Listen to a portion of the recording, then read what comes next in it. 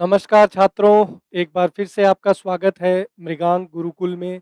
जैसा कि आप सब जानते हैं सीजीएल मेंस और सीपीओ मेंस का एग्ज़ाम जल्द ही होने वाला है। तो उन्हीं छात्रों की मदद करने के लिए कुछ प्रैक्टिस सेशन मैं लेकर आ रहा हूँ लगातार। 3 सेशन हमारे हो चुके हैं, जिन भी विद्यार्थियों ने वो नहीं देखे हैं, जाकर ज़रूर देखें, आपको बहुत सारा नया कंटेंट देखने को मिलेगा। और ऐसे क्वेश्चंस होंगे जो आपने शायद पहली बार आपका सामना उनसे हुआ होगा। और उसी सीरीज़ में आज एक और नया सेशन है, इसमें हमने 2-3 टॉपिक के मिक्स क्वेश्चन लिए हैं। सेंटेंस इम्प्रूवमेंट के कुछ क्वेश्चन हैं, पैरा जंबल के कुछ क्वेश्चन हैं और कुछ क्वेश्चन जो हैं एरर फाइंड आउट करने से रिलेटेड हैं। तो बिना किसी देरी के शुरू करेंगे ईश्वर के आशीर्वाद के साथ। जय भैरव बाबा, जय माँ शाकंभरी। शुरू करते हैं और आपके स्क्रीन पर जो है डायरेक्शन आ गया है। कह रहा है in this question a part of the sentence is made bold. हमें एक क्वेश्चन दिया गया है और उस सेंटेंस का कुछ पार्ट हमने बोल्ड कर दिया है। Below are given alternatives to the bold part A B C and D which में इम्प्रूव द सेंटेंस। और उस बोल्ड पार्ट के लिए नीचे हमने 4 ऑप्शन दिए हैं और हमें जो है उसमें से वो ऑप्शन चूज करना है जो सेंटेंस के उस बोल्ड पार्ट को ग्रामेटिकली इम्प्रूव कर सके, ठीक कर सके। In case no replacement is needed, mark E as your answer. और अगर आपको लगता है कि सेंटेंस बिल्कुल ठीक है तो आप ऑप्शन ई के साथ में भी जा सकते हैं जो कहता है नो इम्प्रूवमेंट या नो रिप्लेसमेंट। चलिए शुरू करते हैं, देख लेते हैं। फर्स्ट क्वेश्चन हमारी स्क्रीन पर है। कह रहा है the erosion of democracy in the US led upon a downtrodden president emboldened by his white supremacist base will have both domestic and geopolitical consequences। ठीक है, सेंटेंस आपको नजर आ रहा है अच्छे से, आपने इसको पढ़ा भी। ये कह रहा है the erosion of democracy. Erosion जो वर्ड है दोस्तों, इसका मतलब होता है कि किसी चीज में कमी आना। इसका जो शाब्दिक अर्थ है, ये वैसे तो मिट्टी के लिए यूज किया जाता है, मिट्टी का कटाव, सोइल इरोजन अकबर आपने सुना होगा। बाकी इरोजन का मतलब होता है किसी चीज का पतन होना या किसी चीज का गिरना, किसी चीज में गिरावट आना। तो ये कह रहा है कि अमेरिका के अंदर लोकतंत्र में जो पतन हुआ है इसकी वजह से, और जो प्रेसिडेंट है, ये पतन जो हुआ है ये किसके द्वारा किया गया है? वहां का जो प्रेसिडेंट है डाउन ट्रोडन, डाउन ट्रोडन का मतलब दबा कुचला। तो वहां का जो राष्ट्रपति है उसके द्वारा जो शासन चला है उसमें लोकतंत्र का पतन हुआ है। Emboldened by his white supremacist base, जिसका साथ, उस राष्ट्रपति का साथ किसने दिया है? वहां की जो श्वेत कट्टरपंथी उसकी जो टीम है उसने उसका साथ दिया है। और इसका will have both domestic and geopolitical consequences. और ये जो पतन हुआ है लोकतंत्र का, इसके लोकल लेवल पर, साथ ही साथ इंटरनेशनल लेवल पर बहुत ही दुष्परिणाम आने वाले समय में देखने को मिलेंगे। ये हमारा यहाँ पर प्रश्न है। अब इस सेंटेंस में क्या गलती है दोस्तों? यहाँ ध्यान दीजिए, लेड अपॉन लिखा हुआ है, लेड अपॉन, इस पे आपको ध्यान देना है। ये बेसिकली एक फ्रेजल वर्ब है। अंग्रेजी में जब भी वर्ब के साथ हमें प्रेपोजिशन देखने को मिलता है तो हम लोग उसको फ्रेजल वर्ब बोलते हैं। ये लेड जो है दोस्तों लीड का सेकंड फॉर्म है। लीड का मतलब होता है दोस्तों किसी चीज को चलाना या किसी चीज को लीडर की तरह लेकर के चलना। ठीक है, लीड करना, अपने पीछे लोगों को चलाना। अब इस लीड का सेकंड फॉर्म यहाँ आपको दे रखा है लेड। तो लेड अपॉन नहीं होता है, किसी के द्वारा शासन चलाया गया है। तो यहाँ पर जो एप्रोप्रिएट फ्रेजल वर्ब होगा वो होगा लेड बाई। लीड का सेकंड फॉर्म है लेड बाई। किसके द्वारा शासन चलाया गया है? राष्ट्रपति के द्वारा। तो यहाँ lead upon incorrect phrasal verb है, हमें क्या लिखना पड़ेगा? लेड बाई लिखना पड़ेगा। ये हमारा एप्रोप्रिएट फ्रेजल वर्ब होगा। तो हमें देखना है कि कौन से ऑप्शन की तरफ हमें चलना है। तो ऑप्शन बी जो है ये हमारा यहाँ पर बिल्कुल करेक्ट आंसर हो जाएगा, led by A defeated president. और कैसा राष्ट्रपति? डिफीटेड, डिफीटेड का मतलब हारा हुआ, हारे हुए राष्ट्रपति के द्वारा जो है ये शासन चलाया गया था।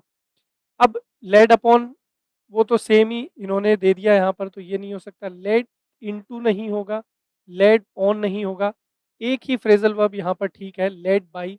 लेड बाई मतलब जिसके द्वारा शासन चलाया गया था। आगे बढ़ते हैं, अगला क्वेश्चन हमारी स्क्रीन पर है।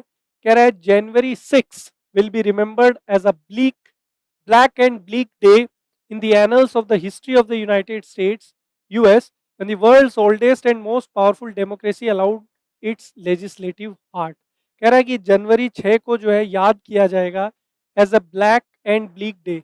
ये जो है एक मुहावरा है, as a black and bleak day.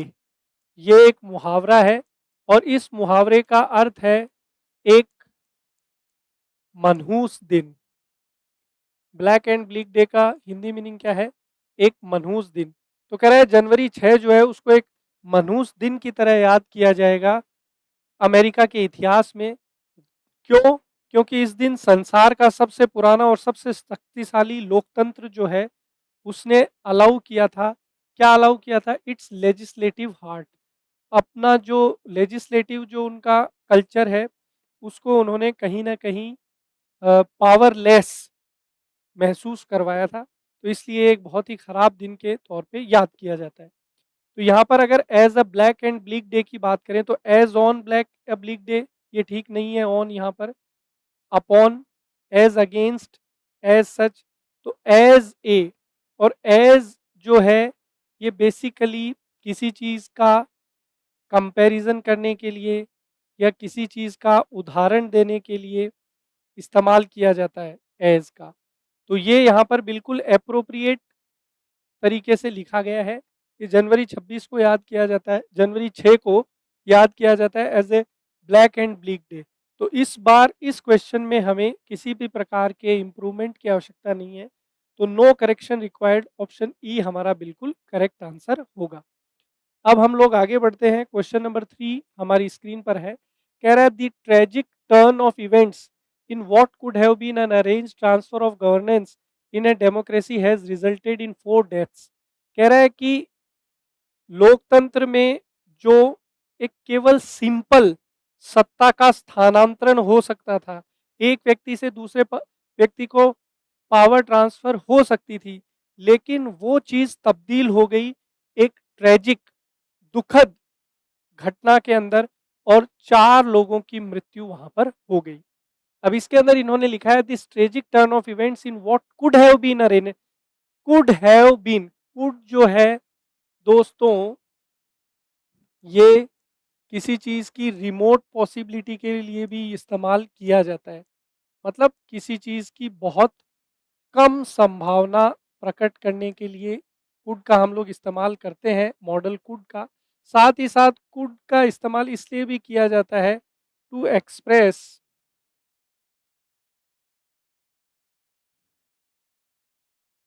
Unfulfilled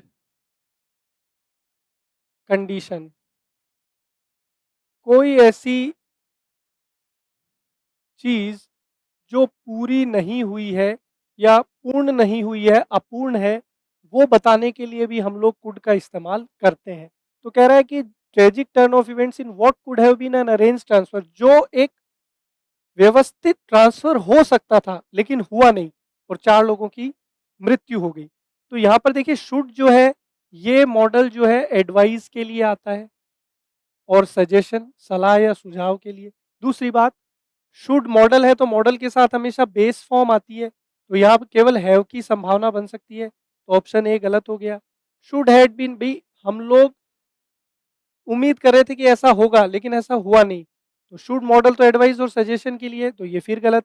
could के साथ ऐसा हो सकता था, अब कुड मॉडल है तो मॉडल के साथ बेस फॉर्म आएगी, यहाँ हेड है तो इसलिए ये गलत हो गया। ये एडवाइस और सजेशन के लिए, तो ये गलत हो गया। तो इसलिए हमारा आंसर इस बार भी क्या है? No correction required. हमें बिल्कुल भी इसमें कोई बदलाव करने की आवश्यकता नहीं है, क्योंकि हम लोग बताना चाह रहे हैं कि इस शांति से ट्रांसफ़र हो सकता था पावर का, लेकिन ऐसा हुआ नहीं।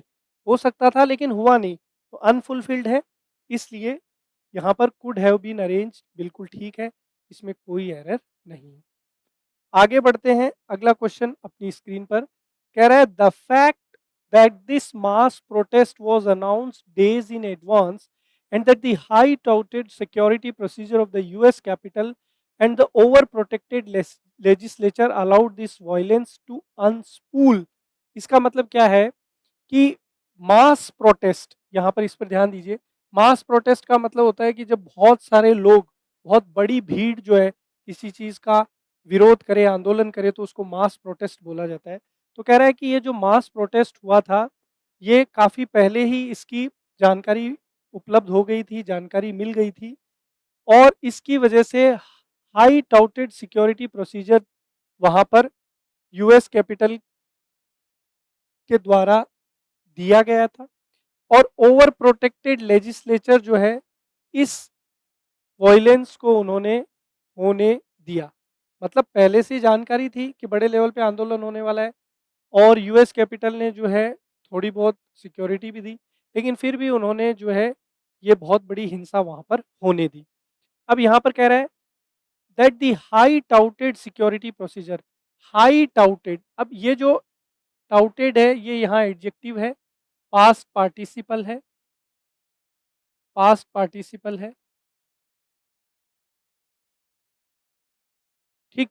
तो यहाँ पर इस एडजेक्टिव के लिए ये दूसरा एडजेक्टिव हाई यहाँ पर एप्रोप्रिएट नहीं है, तो ये गलत हो गया, तो करेक्शन तो हमें करना पड़ेगा। तो ई चला गया। That the highly touted security, touted adjective के लिए हाईली एडवर्ब एप्रोप्रिएट नहीं है। दैट दी माइटी, माइटी का मतलब होता है पावरफुल, तो पावरफुल टाउटेड सिक्योरिटी सिस्टम ये भी ठीक नहीं है। मच, मच जो है ये पास्ट पार्टिसिपल के साथ यूज किया जा सकता है। पास्ट पार्टिसिपल क्या होता है? वर्ब की थर्ड फॉर्म जब एडजेक्टिव की तरह काम करती है तो हम लोग उसको पास्ट पार्टिसिपल बोलते हैं। पास्ट पार्टिसिपल के साथ मच का यूज किया जाता है, प्रेजेंट पार्टिसिपल के साथ वेरी का यूज किया जाता है, ये दो एडवर्ब्स यूज करते हैं।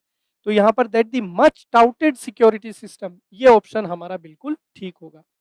आगे बढ़ते हैं, क्वेश्चन नंबर 5। ये कह रहा है however to the credit of the US political ecosystem and its inherent resilience the commitment and both constitutional principles and rule of law was reiterated by the US Congress within hours of the deplorable attack। कि US political ecosystem जो है उसको credit देना पड़ेगा, उसको धन्यवाद देना पड़ेगा और उसके कभी ना खत्म होने वाले स्ट्रॉन्ग डिटर्मिनेशन को वह शाबाशी देनी पड़ेगी कि उनका जो कमिटमेंट था दोनों चीज़ों के प्रति, किस किस चीज़ के प्रति उनका समर्पण, सिद्धांत, संविधान के जो सिद्धांत हैं, नियम है, उनके प्रति समर्पण और जो कानून के नियम है, साथ ही साथ उन दोनों चीज़ों के प्रति उनका समर्पण जो था यूएस कांग्रेस का, उस अटैक के बाद बहुत ज़्यादा ज़बरदस्त था और उन्होंने जो है अपने डिटर्मिनेशन से चीज़ों को वापस रीग्रुप किया। अब यहाँ पर क्या एरर है? देखिए, कमिटमेंट जो वर्ड है, इस कमिटमेंट वर्ड के बाद यहाँ हमें प्रेपोजिशन की आवश्यकता है। कमिटमेंट का मतलब होता है किसी चीज़ के प्रति समर्पण। तो कमिटमेंट के बाद यहाँ हमें प्रेपोजिशन की आवश्यकता है, प्रेपोजिशन है नहीं, तो नो करेक्शन, ये गलत हो गया। दी कमिटमेंट, यहाँ पर भी आपने प्रेपोजिशन नहीं लगाया, व्हाइल कंजंक्शन लगा दिया, तो ये गलत हो गया। दी कमिटमेंट टू, कमिटमेंट के साथ टू आता है, समर्पण किस चीज़ के प्रति, तो कमिटमेंट किस चीज़ के प्रति, तो commitment to both constitutional principles and rule of law, इन दोनों चीज़ों के प्रति कमिटमेंट की बात हो रही है। तो कमिटमेंट टू, ऑप्शन सी हमारा बिल्कुल ठीक होगा। कमिटमेंट के साथ ये गलत प्रेपोजिशन है, टुवर्ड्स नहीं आएगा, कमिटमेंट के साथ हम लोग ऑन का इस्तेमाल नहीं करते, तो ऑप्शन सी हमारा बिल्कुल करेक्ट आंसर है। अब हम लोग आगे बढ़ते हैं, नेक्स्ट। अब हमारे पास आगे जो क्वेश्चंस आने वाले हैं उनकी डायरेक्शन है। कह रहा था given sentence has been broken up into 4 different parts, the error if any will be any one part of the sentence, select the option which contains the part of the sentence which has an error, spelling, grammatical और conceptual. If there is no error choose option E. देखिए, यहाँ पर हमारे पास कुछ sentence है, उनको हमने कुछ पार्ट्स में डिवाइड किया है, ए बी सी डी ई, इस प्रकार से। सेंटेंस के किसी पार्ट में एरर हो सकता है। अब एरर कौन कौन से हो सकते हैं? ग्रामेटिकल एरर भी हो सकता है, कॉन्सेप्चुअल भी हो सकता है, स्पेलिंग का भी हो सकता है। स्पेलिंग की गलती भी हो सकती है, ग्रामर की गलती भी हो सकती है, और किस कॉन्टेक्स्ट में कोई बात कही गई है वो भी, अगर उसका मीनिंग एप्रोप्रिएट नहीं आ रहा है तो वो भी गलत माना जाएगा। अगर आपको लगता है कि सेंटेंस बिल्कुल ठीक है, उसमें कोई गलती नहीं है, तो आप ऑप्शन ई को चूज़ कर सकते हैं, नो एरर। आगे बढ़ते हैं। अब देखिए यहाँ पर फर्स्ट क्वेश्चन नंबर 1 आ गया है आपकी स्क्रीन पर। कह रहा है parts of northern France were also put in drought alert with water supplies to businesses, farmers and ordinary residents restricted. No error. कह रहा है कि उत्तरी फ्रांस के बहुत सारे जो हिस्से हैं उनको भी, ड्रॉट का मतलब होता है अकाल, अकाल की चेतावनी उनको जारी कर दी गई थी। क्यों? क्योंकि बहुत जो फैक्ट्रीज वगैरह हैं, किसान हैं और जो सामान्य नागरिक हैं, उनकी जो पानी की सप्लाई है उसको रेस्ट्रिक्ट कर दिया गया है, कम कर दिया गया है, कंट्रोल्ड कर दिया गया है। तो कह रहा है कि जो उत्तरी फ्रांस के जो हिस्से हैं उनको भी अकाल की चेतावनी जारी कर दी गई है और पानी की सप्लाई जो है उसको लिमिट कर दिया गया है। तो इसमें क्या एरर है? यहाँ देखिए लिखा हुआ है दोस्तों, पुट इन ड्रॉट। ठीक है, यहाँ पर जो हमने लिखा है वो लिखा है put in drought, put in drought alert, कि भाई अकाल की चेतावनी पर रख दिया गया है। तो यहाँ दोस्तों ध्यान दीजिए, एरर क्या है? पुट इन नहीं होता है, पुट ऑन होता है। पुट ऑन ड्रॉट अलर्ट, उनको किस चीज पर रख दिया गया है? अकाल की चेतावनी पर। तो पुट इन ड्रॉट अलर्ट नहीं होगा, पुट ऑन ड्रॉट अलर्ट होगा। तो सेंटेंस के कौन से पार्ट में एरर है? पार्ट बी में प्रेपोजिशन का एरर है, पुट ऑन ड्रॉट अलर्ट आएगा, ना कि पुट इन ड्रॉट अलर्ट। ठीक है, आगे बढ़ते हैं। अगला क्वेश्चन हमारी स्क्रीन पर ये कह रहा है कि as the intergovernmental panel on climate change IPCC points out, drawing over large amounts of carbon dioxide from the atmosphere is essential if we are to stand any chance of preventing more than 1.5 degree Celsius और even 2 degree Celsius of global heating. ये भी बहुत अच्छा question है। ये कह रहा है कि आईपीसीसी इंटर गवर्नमेंटल पैनल जो क्लाइमेट चेंज के ऊपर बना हुआ है उसके अनुसार जब तक हम बहुत भारी मात्रा में कार्बन डाइऑक्साइड एटमॉस्फेयर में छोड़ते रहेंगे तो हमारा जो टेम्परेचर है वो लगातार बढ़ेगा, ग्लोबल वार्मिंग बढ़ेगी। तो अगर हम लोग चाहते हैं कि ये कम हो तो हमें क्या करना पड़ेगा कि हमें कुछ ऐसे तरीके अपनाने पड़ेंगे जिससे कार्बन डाइऑक्साइड कम हम लोग इमिट कर पाएँ। और अगर हम लोग ऐसा करने में सक्षम हुए तो जो 1.5 डिग्री सेल्सियस से लेकर 2 डिग्री सेल्सियस ग्लोबल हीटिंग को कंट्रीब्यूट कर रहा है, कार्बन डाइऑक्साइड बढ़ा रहा है टेम्परेचर को, उसमें हम लोग इतनी कमी कर सकते हैं। ठीक है, अब यहाँ पर कहाँ एरर है उसको फाइंड आउट करना है। तो कह रहा है as the intergovernmental panel on climate change points out, drawing over large, तो ड्रॉ ओवर नहीं होगा, यहाँ पर ध्यान दीजिए फ्रेजल वर्ब का ही एरर है। Draw over large amount of carbon dioxide नहीं है, ड्रॉ ओवर नहीं होगा, ड्रॉ आउट होगा। ड्रॉ आउट का मतलब होता है टू एमिट, निकास करना। ठीक है, तो ये कह रहा है कि आईपीसीसी के अनुसार we are drawing over large amounts of carbon dioxide, तो हम लोग ड्राइंग ओवर नहीं कर रहे हैं, ड्रॉ आउट कर रहे हैं। क्या? Large amounts of carbon dioxide from the atmosphere. तो एटमॉस्फेयर से हम लोग एग्जिट करेंगे, निकालेंगे बाहर, एमिट करेंगे कार्बन डाइऑक्साइड को, तो हम लोग 1.5 से 2 डिग्री सेल्सियस तक की ग्लोबल जो टेम्परेचर है वैश्विक स्तर पे उसमें कमी ला सकते हैं। तो यहाँ फ्रेजल वर्ब की गलती थी, ड्रॉ ओवर नहीं होगा, ड्रॉ आउट होगा। ठीक है दोस्तों, तो यहाँ पर सेंटेंस के कौन से पार्ट में एरर है? पार्ट बी में यहाँ पर एरर। आगे बढ़ते हैं, अगला क्वेश्चन हमारी स्क्रीन पर है। कह रहा है कि we hypothesized that the trustworthiness of the original source might be an element that contributed to the accuracy of people's judgment about online images. No error. ये कह रहा है कि हमने ऐसी कल्पना करी है कि विश्वास कि वास्तविक स्तोत्र कौन सा है, इस चीज का विश्वास जो है वो एक महत्वपूर्ण एलिमेंट की तरह काम करता है लोगों के जजमेंट को लेकर के ऑनलाइन तस्वीरों पर, कि ऑनलाइन तस्वीर किस स्रोत से, किस रिसोर्स से, किस सोर्स से आपने ली है, वो उस पर कितनी भरोसा हो सकता है, इस चीज पर लोगों का विश्वास भी है। जितनी भरोसेमंद जगह से वो तस्वीर ली गई है उतना ही भरोसा लोगों का भी है। अब इसमें क्या गलती है? देखिए यहाँ पर इस सेंटेंस के अंदर स्पेलिंग का एरर है। मैंने डायरेक्शन में आपको कहा था ग्रामर का एरर हो सकता है, स्पेलिंग का एरर हो सकता है, और किस कॉन्टेक्स्ट में बात कही गई है, तीनों का एरर आपको चेक करना है। तो यहाँ ट्रस्ट वर्दीनेस की, ट्रस्ट जो वर्ड है, ट्रस्ट का मतलब होता है भरोसा, और ट्रस्ट वर्दीनेस का मतलब भरोसा, ये भी नाउन है। तो यहाँ पर ट्रस्ट जो वर्ड है, इससे हमारे पास जो वर्ड हमने यूज किया है वो है ट्रस्ट वर्दीनेस, ये हमने लिखा है। ये स्पेलिंग यहाँ पर गलत है। भरोसे के लिए सही स्पेलिंग होगी ट्रस्ट, WRTHINESS, ये हमारी यहाँ पर करेक्ट स्पेलिंग होगी। तो वाई की जगह हमें आई का यूज करना पड़ेगा। तो सेंटेंस के कौन से पार्ट में एरर हो गया? पार्ट बी में यहाँ पर एरर हो गया। ठीक है दोस्तों, चलिए अगला क्वेश्चन देखते हैं।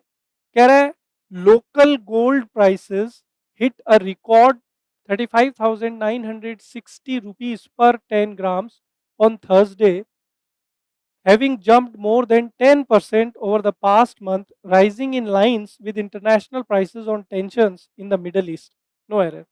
कह रहा है कि लोकल सोने की जो कीमत है वो 10 ग्राम की अगर बात करें तो रिकॉर्ड पहुंच चुकी है। कितना? 10 ग्राम का कितना कीमत हो गया? 35,960 रुपए। मंगलवार की ये घटना है और पिछले महीने के मुकाबले 10% का इंक्रीमेंट देखा गया है। और ये जो कीमत बढ़ी है, ये इंटरनेशनल जो अंतर्राष्ट्रीय मार्केट में जो कीमतें बढ़ रही है, मिडल ईस्ट के अंदर जो टेंशन चल रही है उसके परस्पर बढ़ रही है। मिडल ईस्ट के अंदर आपको पता ही है अभी ये ईरान, इराक और अमेरिका, इनमें लफड़ा चल रहा है, तो उसकी वजह से वो सोने की कीमतें, तो उधर वो टेंशन बढ़ रहा है और उस टेंशन के पैरेलल क्या बढ़ रही है? लोकल मार्केट में सोने की कीमत। अब इसमें क्या एरर है? तो यहाँ पर देखिए लिखा हुआ दोस्तों राइजिंग इन लाइन्स विथ, ये बहुत इंपॉर्टेंट है। तो राइज इन लाइन विथ, ये है सही फ्रेज। करेक्ट फ्रेज क्या है? Rise in line with. और इस फ्रेज का मतलब क्या होता है? To increase, to increase parallelly, किसी चीज का परस्पर या समानांतरता से बढ़ना, उसको हम लोग बोलते हैं राइज इन लाइन विथ। ये एक फ्रेज है। तो यहाँ लिखा हुआ है राइजिंग इन लाइन्स विथ, तो राइजिंग इन लाइन्स विथ नहीं होगा, rising in line with international prices, कि अंतर्राष्ट्रीय मार्केट में जो कीमत बढ़ रही है उसी के परस्पर लोकल मार्केट में भी कीमत बढ़ रही है। ठीक है, ये यहाँ पर होगा। तो सेंटेंस के कौन से पार्ट में एरर है? पार्ट सी में यहाँ पर एरर है। अब हम लोग आगे बढ़ते हैं। अगला क्वेश्चन हमारी स्क्रीन पर ये कह रहा है farmers like Baburao Tadas from Wardha district in Maharashtra is praying for normal monsoon rains after their incomes were hit by erratic weather and lower crop prices over the past few years. ये एक सिंपल क्वेश्चन है, हालांकि लंबाई देख के आपको टफ लग सकता है, बहुत ही सिंपल एरर है इसमें। कह रहा है कि बाबूराव टडस जैसे जो किसान हैं जो महाराष्ट्र के वर्धा जिले से हैं, वो प्रार्थना कर रहे हैं कि इस साल सामान्य वर्षा ऋतु में सामान्य वर्षा हो, क्योंकि उनकी जो इनकम है, उनकी जो आमदनी है वो बहुत ही खराब मौसम और कम उपज की वजह से पिछले कुछ सालों में भयंकर तरीके से प्रभावित हुई है। तो इस बार वे प्रार्थना कर रहे हैं कि सामान्य जो है रेन हो, औसत रेनफॉल हो और उनकी जो इनकम है वो बढ़े। अब यहाँ पर देखिए हमारा जो सब्जेक्ट है वो है फार्मर्स। अब ये जो लाइक है ये वर्ब, इसके बाद में जितना भी लिखा हुआ है Baburaj Tadas from Wardha district in Maharashtra, ये बेसिकली क्या है ऑब्जेक्ट, क्योंकि वर्ब के बाद अंग्रेजी में ऑब्जेक्ट इस तरीके से चलता है, वर्ब के बाद ऑब्जेक्ट और वर्ब से पहले सब्जेक्ट। तो हमारा जो सब्जेक्ट है वो क्या है फार्मर्स। सब्जेक्टिव पार्ट फार्मर्स जो है वो कैसा है, हमारा सब्जेक्टिव पार्ट फार्मर्स कैसा है, तो आप कहेंगे सब्जेक्टिव पार्ट प्लूरल है। तो अगर हमारा सब्जेक्टिव पार्ट प्लूरल है तो सब्जेक्ट वर्ब एग्रीमेंट के अकॉर्डिंग वर्ब भी प्लूरल होना चाहिए। अब यहाँ पर देखिए आपने वर्ब क्या ले रखा है सिंगुलर, तो यहाँ फार्मर होता तो ठीक था, लेकिन फार्मर्स है तो इसकी जगह आपको क्या करना पड़ेगा, आर करना पड़ेगा। तो सेंटेंस के कौन से पार्ट में एरर है, पार्ट बी में, इसकी जगह आपको क्या करना पड़ेगा, आर करना पड़ेगा। ठीक है दोस्तों, तो बी ऑप्शन जो है ये हमारा आंसर होगा।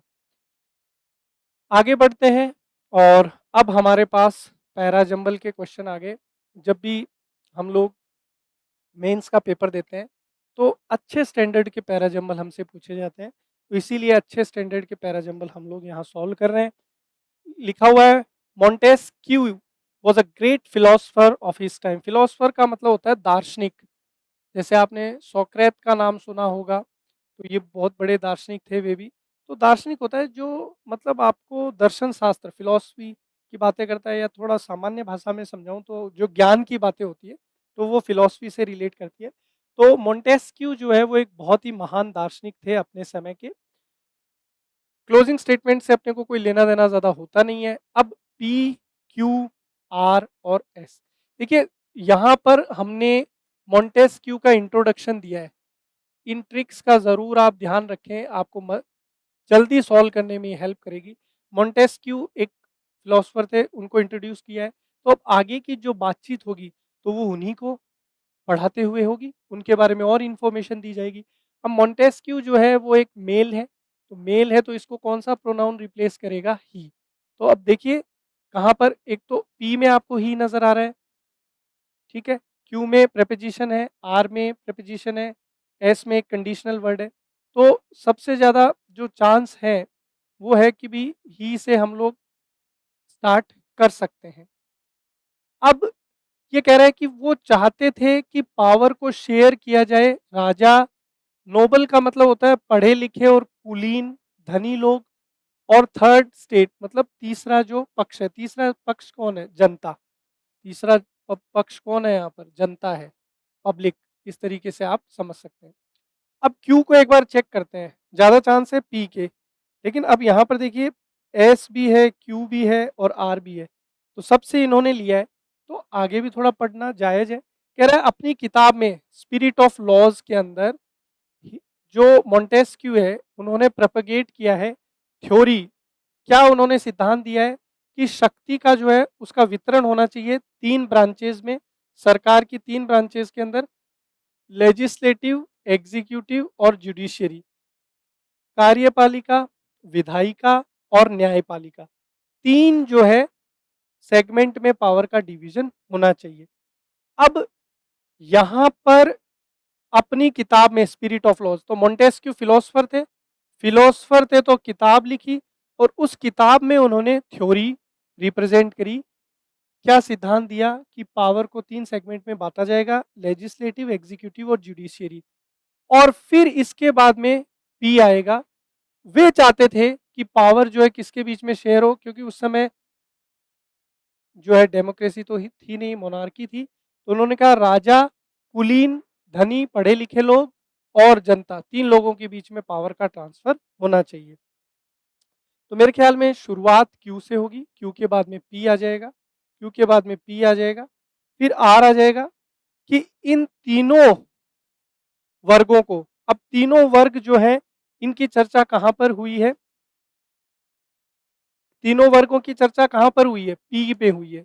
कौन से तीन वर्ग, राजा, कुलीन और जनता। और फिर उन्होंने आर में कहा है कि इन तीनों में से कोई भी ज़्यादा शक्तिशाली ना बन जाए, इसके लिए मोंटेस्क्यू ने सुझाव दिया कि वो एक संविधान का निर्माण करे जो चेक और बैलेंस करे, उनको रोके और संतुलन को बनाए। तो हम लोग 100% कह सकते हैं कि आर जो है वो क्यू के बाद में ही लिखा जाएगा, क्योंकि क्यू में, सॉरी, आर जो है वो पी के बाद में लिखा जाएगा। यहाँ पर थोड़ा सा आप ध्यान देंगे, आर जो है वो किसके बाद में लिखा जाएगा, पी के बाद में। ये आपका मैंडेटरी पेयर है। मैंडेटरी पेयर जो है वो पैराजंबल को सॉल्व करने में एक बहुत ही महत्वपूर्ण एलिमेंट है। मैंडेटरी पेयर जो है बहुत एक इम्पॉर्टेंट एलिमेंट है पैराजंबल को सॉल्व करने में। क्यों आर आएगा पी के बाद? क्योंकि पी में बात की गई है 3 सेगमेंट में पावर शेयर करने की, और आर में कहा है कि तीनों में से कोई भी ज़्यादा शक्तिशाली ना हो जाए, इसलिए संविधान का निर्माण करना चाहिए जो इनको बैलेंस बना के रखेगा, कंट्रोल करेगा। और फिर अंत में ऐसा जाएगा कि अगर ऐसा किया जाता है तो उन्होंने तर्क दिया, there would be no tyranny in the liberty of the individual could be safeguarded. और उन्होंने कहा कि अगर संविधान बन गया तो कोई भी जो है वो तानाशाही नहीं कर पाएगा, क्रूरता नहीं कर पाएगा, और लोगों के निजी जो अधिकार है वो बचे रहेंगे, वो स्वतंत्र रहेंगे। तो अंत में फिर आपका ये आ जाएगा, he supported constitutional monarchy in France like the English one. और यहाँ पर देखिए बात हुई है किस चीज़ की, इंडिविजुअल के अधिकारों को बचाने की, और अंत में उन्होंने कहा है कि संवैधानिक राजशाही होनी चाहिए। तो यहाँ पर सी जो है ये हमारा बिल्कुल करेक्ट आंसर हो जाएगा। अच्छा क्वेश्चन था, उम्मीद करता हूँ कि आपको क्लियर हो गया होगा। आगे बढ़ते हैं नेक्स्ट क्वेश्चन की तरफ। ये रिलेटिवली मुझे थोड़ा इजी नज़र आ रहा है, पढ़ के देखते हैं। कह रहा है the sun is the primary transmitter of energy for the processes of change on the earth surface and in atmosphere. देखिए जो भी लोग ये क्लास देख रहे हैं, जैसे क्वेश्चन आपके सामने आ जाए तो वीडियो को पॉज करिए, पहले आप अपने लेवल पे आंसर ट्राई करिए और फिर उसके बाद में एक्सप्लेनेशन देखिए, तो उससे आपको ज़्यादा फायदा होगा। कह रहा है कि सूर्य जो है वो मुख्य प्राइमरी ट्रांसमीटर है एनर्जी का for the process of change on the earth surface and the atmosphere. पृथ्वी की सतह पर और एटमॉस्फेयर के अंदर जो भी चेंज होते हैं उनके अंदर सन जो है वो सबसे इंपॉर्टेंट एनर्जी का सोर्स है। ठीक है, क्लोजिंग स्टेटमेंट से हमारा कोई लेना देना रहता नहीं है। ये कह रहा है its rays are transmitted in various wavelengths of the solar spectrum mainly in the ultraviolet visible and infrared bands. जो भी सूर्य की किरणें होती हैं वो अलग अलग वेवलेंथ के अंदर एमिट होती हैं, और उनको मेनली हम लोग बांटते हैं यूवी रेज, विजिबल जो हमको नज़र आता है, एक अल्ट्रावायलेट होता है और एक इंफ्रारेड होता है। 3 स्पेक्ट्रम होते हैं जो सूर्य की किरणें एमिट होती है। कह रहा है when components of the solar spectrum reach the earth the insolation is partially absorbed and converted to thermal energy. Solar spectrum जब पृथ्वी पर पहुंचता है तो इंसोलेशन जो रेज एमिट होती हैं पार्शियली एब्जॉर्ब हो जाती है और थर्मल एनर्जी में कन्वर्ट हो जाती है। आर में कह रहा है the amount of energy that the earth receives from other celestial bodies is negligible by comparison. सूर्य की तुलना में दूसरे जो खगोलीय पिंड है उनसे जो ऊर्जा हमें मिलती है वो ना के बराबर है। सबसे ज़्यादा ऊर्जा कहाँ से मिलती है? सूर्य से। तो S1 के बाद सबसे अप्रोप्रिएट आर होगा, क्योंकि भाई S1 में कहा गया है ओपनिंग स्टेटमेंट में कि सूर्य सबसे बड़ा एनर्जी सोर्स है, और आर में उसके बाद में उसको काउंटर किया गया है कि दूसरे जो सेलेस्टियल बॉडी से एनर्जी मिलती है वो ना के बराबर है। तो अब आर देखिए, आर से कहाँ शुरू हुआ है? तो ऑप्शन डी में आर से शुरू हुआ है।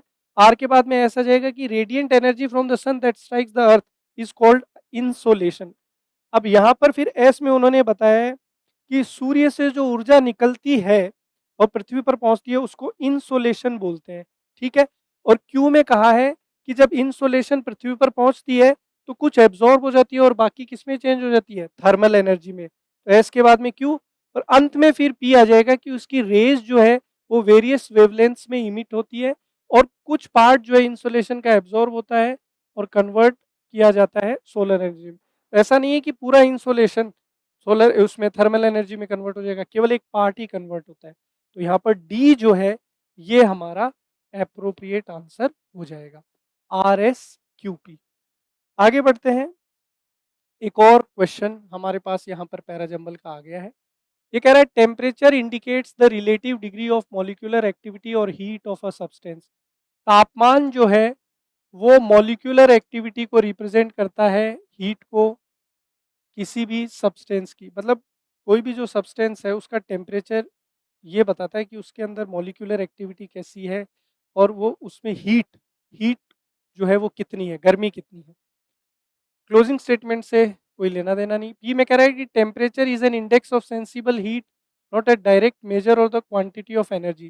टेम्परेचर जो है वो सेंसिबल हीट के बारे में जानकारी देता है, एनर्जी की क्वांटिटी, हीट एनर्जी उसमें कितनी है उसकी जानकारी हमें नहीं देता है। जीरो ऑन दिस स्केल, किसी स्केल की बात हुई है तो पहले स्केल को इंट्रोड्यूस करना पड़ेगा और फिर उसके बाद में कहा गया है कि इस स्केल पे ट्रिपल पॉइंट जो है वो टेम्परेचर है जिसके अंदर गैसियस, लिक्विड और solid states of water are at equilibrium under standard atmospheric pressure. इस स्केल पे कह रहा है कि ट्रिपल पॉइंट टेम्परेचर जो है वो टेम्परेचर है जहां पे जल का गैसियस, लिक्विड और सॉलिड स्टेट जो है वाटर का वो इक्विलिब्रियम पे होते हैं एटमॉस्फेयर प्रेशर की कंपैरिजन में। आर कह रहा है कि अगर हीट एक बॉडी से अनदर बॉडी में फ्लो होती है तो former has the highest temperature, higher temperature. ये आपने साइंस में स्कूल में पढ़ा होगा कि एनर्जी जो होती है उसका फ्लो हमेशा हायर से लोअर की तरफ होता है। तो जिसका टेम्परेचर ज़्यादा है, एक कमरे में अगर दो वस्तुएं तो जिसका जिसका टेम्परेचर ज़्यादा है, जिसमें हीट एनर्जी ज़्यादा है, उससे हीट का फ्लो होना शुरू होगा, जहाँ पर जिसका टेम्परेचर या जिसके अंदर हीट कम है वहाँ पर। इस तरीके से चलता है।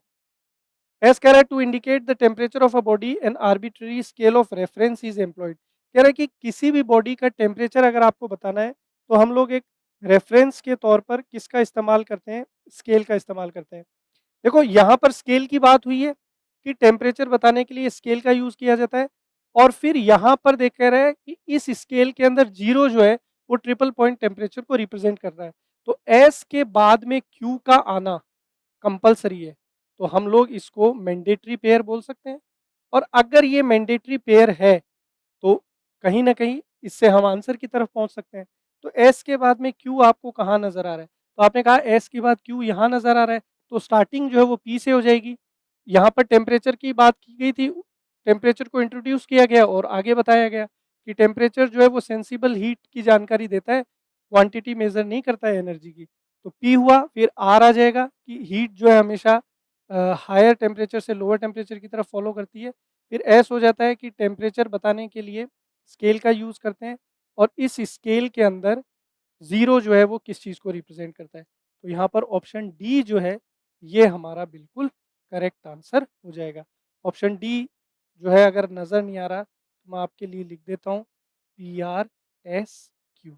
ठीक है, ऑप्शंस अगर आपको नज़र नहीं आ रहे हैं तो पी आर एस क्यू जो है ये हमारा करेक्ट हो जाएगा। ठीक है दोस्तों, तो इसी के साथ ये एक और सेशन हमारा यहाँ पर समाप्त हो रहा है। उम्मीद करता हूँ कि जो भी चीज़ें हमने डिस्कस करी है वो अच्छे से आपको समझ में आ गई। अगर ये वीडियो आपको पसंद आता है तो इसको लाइक करें, अपने दोस्तों के साथ शेयर करें ज़्यादा से ज़्यादा, ताकि आपको और ज़्यादा इस तरीके की क्लासेस देखने को मिल सके। साथ ही साथ हमसे जुड़े रहिए ताकि आप अपनी तैयारी को एक नई दिशा दे सकें। मिलते हैं अगले सेशन में। वीडियो देखने के लिए आपका बहुत बहुत धन्यवाद।